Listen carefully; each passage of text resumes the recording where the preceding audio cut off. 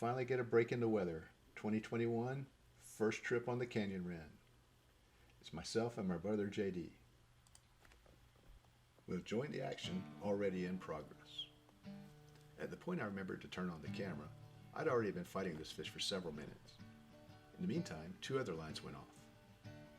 JD put the bonita in the boat, you can see it on the deck, and something struck and missed on the downrigger.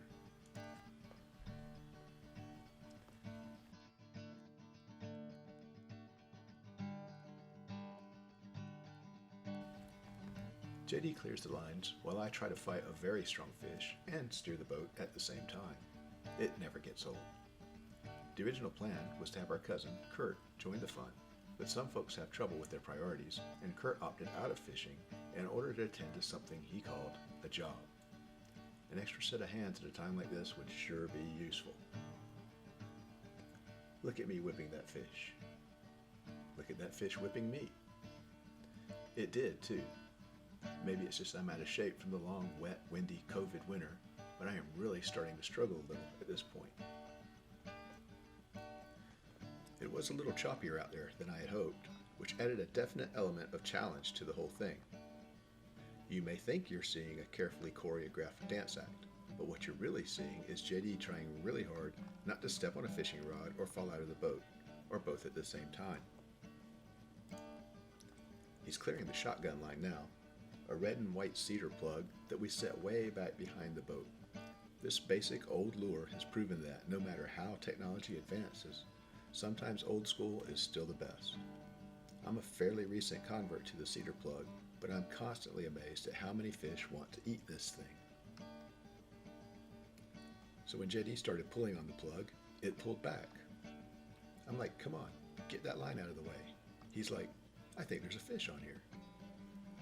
So now we're both fighting fish. Again, the chop is slapping the boat around, the fish is slapping me around, but at least JD is gaining line. And, well, it's not a giant,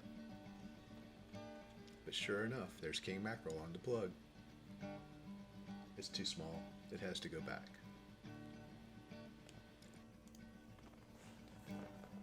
Meanwhile, my fish seems to be finally giving up. I'm gaining line in earnest now. As I pull on what feels like dead weight, I'm starting to think it's a barracuda. I guess a fish is a fish, but big barracuda are not the best things to eat.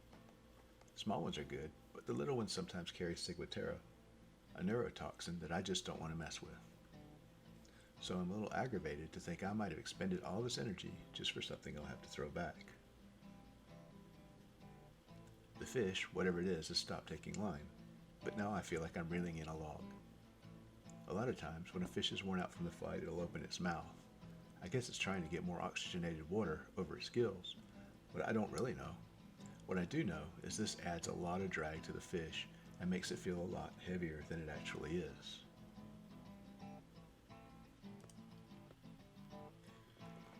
I can't believe how much line this fish has taken. I can't believe how much line I now have to reel back in. At least now all the other lines are cleared and JD can handle the boat, while I focus on not losing this fish. My arms feel rubbery. My back is a rusted and much abused spring.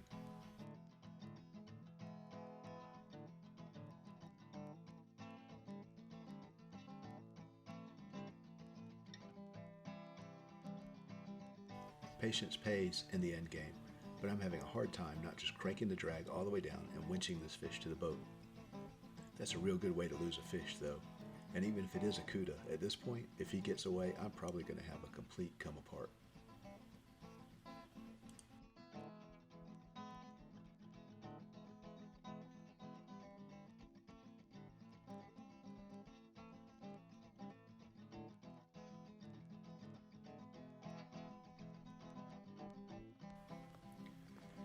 Now he's done, and I'm basically dragging him across the surface.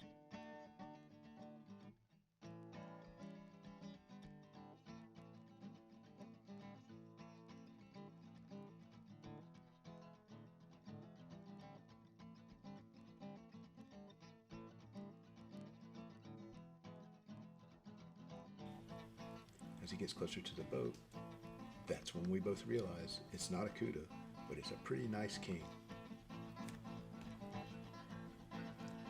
little more of that fancy choreography, and we have him in the boat. The day got slow after this, but we wrapped up with one more keeper king and a beautiful day on the water. Great start for the 2021 season. Here's to calm breezes and gentle seas.